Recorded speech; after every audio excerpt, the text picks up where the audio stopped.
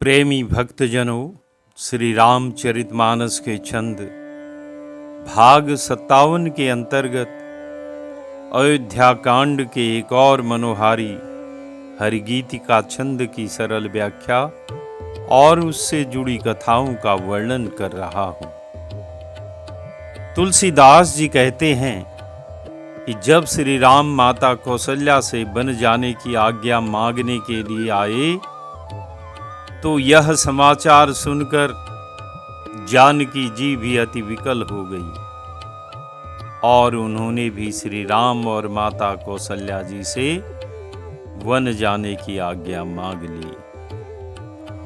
जैसे ही श्री राम के वनगमन का समाचार लक्ष्मण जी ने सुना तो वे अति व्याकुल हो उठे और श्री राम के चरणों में सिर नवाकर उनके साथ वन जाने की आज्ञा मांगने लगी।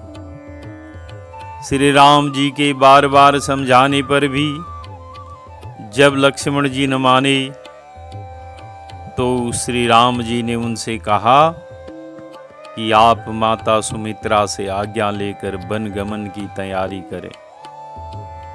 श्री राम की आज्ञा पाकर प्रसन्न मन से लक्ष्मण जी माता सुमित्रा के पास जाकर सारा वृतांत कह सुनाते हैं। तब माता सुमित्रा उन्हें वन जाने की आज्ञा देने के साथ ही यह उपदेश भी देती है कि वे श्री राम तथा जानकी जी की ऐसी सेवा करके हर प्रकार से सुखी रखें ताकि उन्हें पिता माता परिवार और अवधपुरी के सुखों की याद न आई। इसके साथ ही माता ने उन्हें प्रभु चरणों में नित्य नया प्रगाढ़ प्रेम बनाए रखने का भी आशीर्वाद दिया। इसके बाद लक्ष्मण जी माता के चरणों में सिर नवाकर श्री राम और जानकी जी के पास चले आए। नगर के स्त्री पुरुष दुखी और उदास हो रहे हैं, सभी अपने हाथ मल रहे हैं और सिर धुनकर पछतावा कर रहे हैं। राजद्वार पर अपार भीड़ जुटी हुई है। सीता सहित दोनों पुत्रों को वन के लिए तैयार देखकर राजा व्याकुल हो रहे हैं और स्नेहवश उन्हें अपने हृदय से बारंबार लगा लेते हैं। राजा व्याकुल हैं, बोल नहीं सकते। हृदय में शोक से उत्पन्न हुआ भयानक संताप है। तब श्री राम ने उनके चरणों में सिर नवाकर विदा मांगी। हे पिताजी, मुझे आशीर्वाद और आज्ञा दीजिए। हर्ष के समय आप शोक क्यों कर रहे हैं? तब राजा ने उठकर श्री राम की बाह पकड़कर उन्हें बैठा लिया और कहा कि हे तात, तुम्हारे लिए मुनि लोग कहते हैं कि श्री राम चराचर के स्वामी हैं। शुभ और अशुभ कर्मों के अनुसार ईश्वर हृदय में विचार कर फल देता है, किंतु यहाँ तो विपरीत हो रहा है। अपराध कोई और करे और फल कोई और भोगे। राजा ने श्री राम को रखने के लिए अनेक उपाय किए, पर जब उन्होंने श्री राम का रुख देख लिया तब राजा ने सीता जी को हृदय से लगा लिया और बड़े प्रेम से उन्हें शिक्षा दी। मंत्री सुमंत्र जी की पत्नी और गुरु वशिष्ठ जी की पत्नी अरुंधति जी ने तथा अनेक चतुर स्त्रियों ने सीता जी को अयोध्या में ही रुकने को समझाया तो वे अत्यंत व्याकुल हो उठी। इन सब बातों को सुनकर कैकेयी तमक कर उठी। उसने मुनियों के वस्त्र आभूषण और बर्तन लाकर श्री राम के आगे रख दिए और कोमल वाणी से बोली, हे रघुवीर, राजा को तुम प्राणों के समान प्रिय हो। भीरु राजा शील और स्नेह नहीं छोड़ेंगे। चाहे पुण्य यश और परलोक नष्ट हो जाए, पर तुम्हें बन जाने को वे कभी न कहेंगे। ऐसा विचार कर जो तुम्हें अच्छा लगे अब वही करो। माता की सीख सुन श्री राम अति प्रसन्न हुए, लेकिन राजा को ये वचन बाण के समान चुभे। वे मूर्छित हो गए। लोग व्याकुल हैं, किसी को कुछ नहीं सूझ पड़ता कि क्या करें। श्री राम ने तुरंत मुनि का वेश बनाकर और माता पिता को सिर नवाकर चल दिए। वन का सब साज सामान सजकर श्री राम, सीता जी और भाई लक्ष्मण सहित ब्राह्मणों और गुरुचरणों की वंदना करके सबको अचेत करके चले। फिर गुरु वशिष्ठ के दरवाजे पर जा खड़े हुए। उन्होंने ब्राह्मणों की मंडली को बुलाकर उन सबको वर्ष भर का भोजन दिया और आदर दान तथा विनय से उन्हें वश में कर लिया। फिर याचकों को दान और मान देकर संतुष्ट किया तथा मित्रों को पवित्र प्रेम से प्रसन्न किया और बोले कि हे परम पुरवासी सज्जनों, आप लोग वही उपाय करिएगा जिससे मेरी सब माताएं मेरे विरह के दुख से दुखी न हों। इस प्रकार सबको समझाकर गुरु जी के चरण कमलों में सिर नवाकर गणेश जी, पार्वती जी और महादेव जी को मनाकर तथा उनका आशीर्वाद पाकर श्री रघुनाथ जी चले। श्री राम जी के चलते ही बड़ा भारी विषाद हो गया। नगर का हाहाकार सुना नहीं जाता। लंका में बुरे शकुन होने लगे। अयोध्या शोकाकुल हो गई और देवलोक में सब हर्ष और विषाद दोनों के वश हो गए।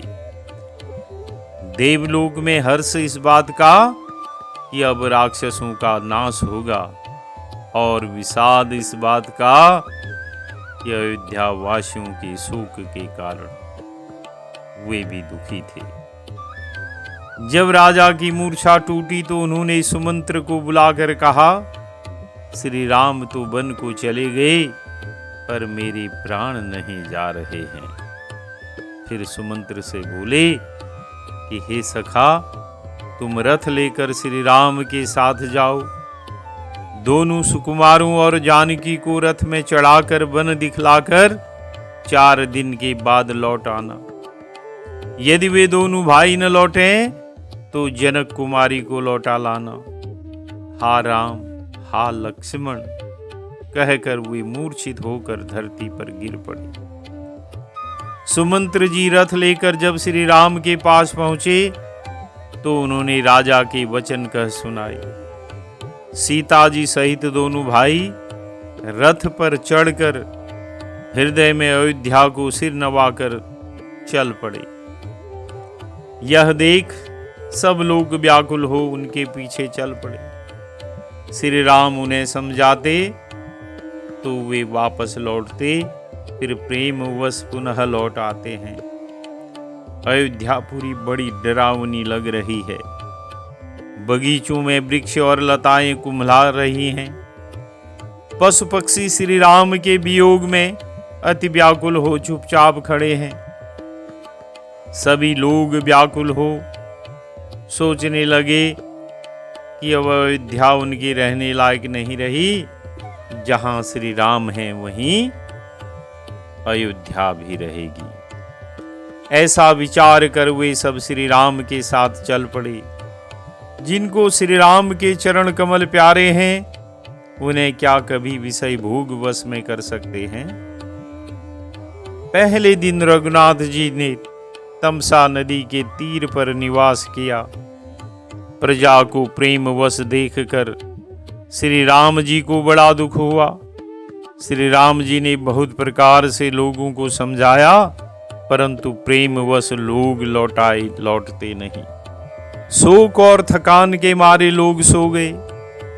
जब दोपहर रात बीत गई तब श्री राम जी ने प्रेम पूर्वक मंत्री सुमंत्र से कहा, हे तात, रथ के खोज मारकर अर्थात पहियों के चिन्हों से दिशा का पता न चले, इस प्रकार रथ को हाँकी और मंत्री ने उसी प्रकार से रथ हाँक दिया। सवेरा होते ही सब लोग जागे तो बड़ा शोर मचा कि श्री रघुनाथ जी चले गए। कहीं रथ का खोज नहीं पाते, सब हाराम हाराम पुकारते हुए चारों ओर दौड़ रहे हैं। इस प्रकार बहुत से प्रलाप करते हुए वे संताप से भरे हुए अयोध्या लौट गए। सब स्त्री पुरुष श्री रामचंद्र जी के दर्शन के लिए नियम और व्रत करने लगे। सीता जी और मंत्री सहित दोनों भाई श्रृंगबेरपुर जा पहुंचे। वहां गंगा जी देखकर श्री राम जी रथ से उतरे और बड़े हर्ष के साथ उन्होंने दंडवत प्रणाम किया। साथ में लक्ष्मण जी, सुमंत्र और सीता जी ने भी प्रणाम किया। अनेक कथा प्रसंग कहते हुए श्री राम जी गंगा जी की तरंगों को देख रहे हैं। इसके बाद सबने गंगा जी में स्नान किया, जिससे मार्ग की सारी थकावट दूर हो गई और पवित्र जल से मन प्रसन्न हो गया। जब निषाद राज गुह ने यह खबर पाई, तब आनंदित होकर उसने अपने प्रियजनों के साथ भेंट देने के लिए फल फूल लेकर उन्हें मिलने को चले। दंडवत करके भेंट सामने रख श्री रघुनाथ जी ने उन्हें स्नेह से पास में बिठाकर उनकी कुशल क्षेम पूछी। तब निषाद राज ने उत्तर दिया कि हे स्वामी, मैं तो आपके दर्शन कर धन्य हो गया हूं। अब कृपा करके श्रृंगबेरपुर में पधार कर इस दास की प्रतिष्ठा बढ़ाइए। तब श्री राम जी ने कहा कि पिताजी की आज्ञा से मुझे 14 वर्षों तक मुनियों का वेश धारण कर वन में ही रहना है, अतः गांव के भीतर निवास करना उचित नहीं है। यह सुनकर गुह को बड़ा दुख हुआ। श्री राम, लक्ष्मण और जानकी जी के रूप को देखकर गांव के लोग चर्चा करते हुए कहते कि न जाने वे कैसे माँ बाप होंगे जिन्होंने ऐसे सुंदर बालकों को वन में भेज दिया है। जब गुह ने एक अशोक के पेड़ को उनके ठहरने के लिए मनोहर समझा, तो उसे श्री रघुनाथ जी को दिखाया, जो रघुनाथ जी को बहुत पसंद आया। इसी बीच गुह ने कोमल पत्तों और कुश का आसन बिछा दिया और दोनों में भरकर फल मूल और पानी रख दिया। सीता जी, सुमंत्र जी और भाई लक्ष्मण जी सहित कंद मूल फल खाकर श्री रामचंद्र जी लेट गए। भाई लक्ष्मण उनके पैर दबाने लगे। फिर श्री राम जी को सोता हुआ जानकर वहां से कुछ दूरी पर हाथ में धनुष बाण लेकर पहरा देने लगे। तब गुह भी उनके पास धनुष बाण लेकर पहरा देने लगे। श्री राम और सीता जी को जमीन पर लेटा हुआ देख वे अश्रु बहाते हुए लक्ष्मण जी से कहने लगे, जो राजमहल में सुंदर कोमल पलंग पर लेटते थे, आज इस कठोर धरती पर लेटे हुए हैं। विधाता किसको प्रतिकूल नहीं होते। लोग सच ही कहते हैं कि कर्म ही प्रधान है।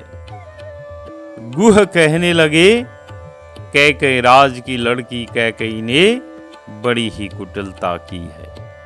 वह सूर्य कुल रूपी वृक्ष के लिए कुल्हाड़ी हो गई। उस कुबुद्धि ने संपूर्ण विश्व को दुखी कर दिया। तब लक्ष्मण जी ने इस ज्ञान और वैराग्य के रस से सनी हुई मीठी वाणी में कहा, हे भाई, कोई किसी को सुख दुख देने वाला नहीं होता। सब अपने ही किए हुए कर्मों का फल भोगते हैं। श्री राम तो परमार्थ स्वरूप पर ब्रह्म हैं। वे अविगत, अलख, अनादि, अनुपम, सब विकारों से रहित और भेद शून्य हैं। और वे सबके उद्धार के लिए मनुष्य शरीर धारण कर लीलाएं कर रहे हैं। हे सखा, ऐसा समझ, मोह को त्याग कर श्री राम के चरणों में प्रेम करो। इस प्रकार श्री राम के गुण कहते कहते सवेरा हो गया। तब श्री रामचंद्र जागे। शौच आदि से निवृत्त हो श्री राम जी ने स्नान किया। फिर बड़ का दूध मंगाकर उस दूध से सिर पर जटाएं बनाई। यह देख सुमंत्र जी के नेत्रों में जल छा गया। वे हाथ जोड़कर श्री राम से प्रार्थना करने लगे कि हे राम, मुझे दशरथ जी ने ऐसी आज्ञा दी थी कि तुम रथ लेकर श्री राम जी के साथ जाओ, वन दिखाकर गंगा स्नान कराकर दोनों भाइयों को तुरंत लौटा लाना। इस प्रकार विनती कर वे श्री राम के चरणों में गिर पड़े। तब उन्होंने सुमंत्र जी को उठाकर समझाया कि सत्य के समान दूसरा धर्म नहीं है। आप जाकर पिताजी से कहना कि सत्य रूपी धर्म का त्याग करने से तीनों लोकों में अपयश छा जाएगा। आप मेरी किसी भी प्रकार की चिंता मत करें। श्री राम और सुमंत्र का यह संवाद सुनकर निषाद राज कुटुंबियों सहित व्याकुल हो उठे। फिर लक्ष्मण जी ने बड़ी कड़वी बात कही। तब श्री राम जी ने उन्हें कुछ और कहने से मना कर दिया। तब सुमंत्र जी ने दशरथ जी का संदेश श्री राम को सुनाया कि जैसे भी हो सीता जी को वापस ले आना। तब सीता जी ने श्री राम से कहा, हे नाथ, शरीर को छोड़कर कभी छाया क्या अलग हो सकती है। तब सीता जी ने सुमंत्र जी से कहा कि आप सास और ससुर जी के पांव पड़कर मेरी ओर से विनती कीजिएगा कि वे मेरा कुछ भी सोच न करें, क्योंकि मैं वन के स्वभाव से सुखी हूं। सुमंत्र जी ने अनेक युक्तियां लड़ाई कि जैसे भी हो वे श्री राम को मनाकर वापस अयोध्या लौटा लेंगे, पर श्री राम जी की आज्ञा मिटी नहीं जा सकती। तब सुमंत्र श्री राम जी के चरणों में सिर नवाकर इस तरह लौटे जैसे कोई व्यापारी अपना मूल धन गंवाकर लौट गया हो। सुमंत्र ने रथ को हांका तो घोड़े श्री राम की ओर देखकर हिनहिनाए। यह देखकर निषाद लोग विषाद के वश होकर सिर धुन धुन कर पछताते हैं। जिनके वियोग में पशु इस प्रकार व्याकुल हैं, उनके वियोग में प्रजा, माता और पिता कैसे जीते होंगे। श्री राम जी ने जबरदस्ती सुमंत्र को लौटाया। तब वे गंगा जी के तीर पर आए। श्री राम ने केवट से नाव मांगी, पर वह लाता नहीं। वह कहने लगा, मैंने तुम्हारा मर्म जान लिया। तुम्हारे चरण कमलों की धूल के लिए सब लोग कहते हैं वह मनुष्य बना देने वाली कोई जड़ी है। जिसके छूते पत्थर की शिला सुंदर स्त्री हो गई। मेरी नाव तो काठ की है, मेरी नाव भी मुनि की स्त्री हो जाएगी और इस प्रकार मेरी नाव उड़ जाएगी। मैं लुट जाऊंगा, मेरे खाने कमाने की राह ही मारी जाएगी। मैं तो इसी नाव से सारे परिवार का पालन पोषण करता हूं, दूसरा कोई धंधा नहीं जानता। हे प्रभु, यदि तुम अवश्य ही पार जाना चाहते हो तो मुझे पहले अपने चरण कमल पखारने के लिए कह दो। तुलसीदास जी ने बड़े ही मनोहारी ढंग से इस हर गीति का छंद में केवट द्वारा श्री राम से की गई विनय का वर्णन किया है कि क्यों वे उनके चरण कमल धोकर ही अपनी नाव में बिठाकर पार उतारेंगे। आइए इस छंद का गायन करते हैं। पद कमल धोई चढ़ाई नावन, नाथ उतराई चहाँ, मोहि राम राउरी आन दशरथ, सफत सब साची कहूं। बरु तीर मारहु लखनु पै जब, लगी न पाई पखारी हों। तब लगी न तुलसी दास नाथ, कृपाल पारुता हों। पद कमल धोई चढ़ाई नाव, न नाथ उतराई चहों। उतराई कहते हैं पार उतारने की मजदूरी। तुलसीदास जी कहते हैं कि श्री राम को गंगा किनारे खड़े देख केवट को आशंका हो गई कि यदि मैंने बिना पांव धोए इन्हें अपनी नाव में बिठा लिया तो नाव भी इनके चरण रज छूते ही सुंदर स्त्री बनकर परलोक चली जाएगी। इसीलिए केवट कहता है कि चरण धो लेने पर फिर कोई शंका न रहेगी। चढ़ाई नाव का अर्थ यह है कि चरण धोने के बाद नाव पर चढ़ा दूंगा, अतः आपको पृथ्वी पर न चलने दूंगा। मैं पैर धोकर तुरंत अपने कंधे पर बिठा लूंगा, जिससे नाव पर चढ़ने से पहले फिर से आपके चरणों में कोई रज यानी धूल न लगे। नाथ न उतराई चहों। वैसे केवट लोग उतराई लेने के लिए पार उतारने में विलंब किया करते हैं। उस पर केवट कहता है कि मैं उतराई नहीं चाहता, अतः तुरंत पार पहुंचा दूंगा।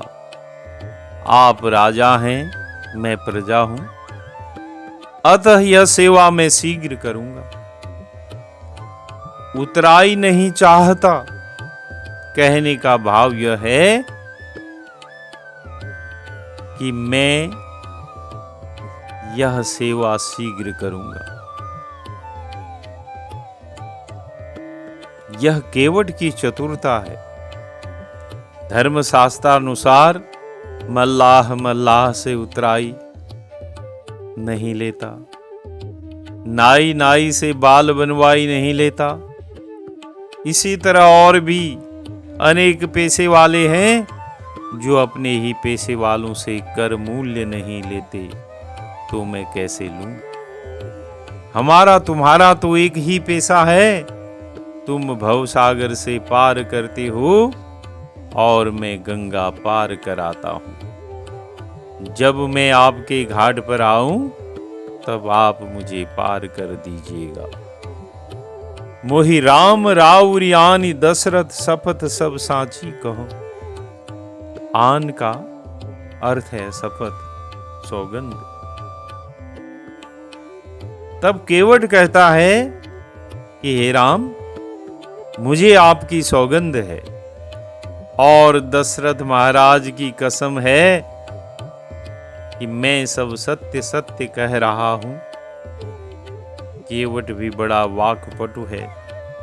लोग सरलता से कह देते हैं कि तुम्हारी और तुम्हारे पिता की सौगंध है, पर यहां पर केवट दशरथ शपथ कह रहे हैं। वे श्री राम जी और दशरथ महाराज दोनों की शपथ करके अपने को सत्य प्रतिज्ञ होना निश्चय करा रहे हैं। कहने का भाव यह है कि जैसे आप दृढ़वत हैं कि आपने पिता के वचन का मान रखने के लिए राज्य का त्याग करके वनवास स्वीकार कर लिया, वैसे ही मैंने भी दृढ़ प्रतिज्ञा की है कि बिना आपके चरण धोए नाव पर न चढ़ाऊंगा। जैसे दशरथ महाराज ने सत्य न छोड़ा, वैसे ही मैं सत्य नहीं छोड़ने का। जो कहता हूं वही करूंगा, चाहे मेरे प्राण चले जाएं।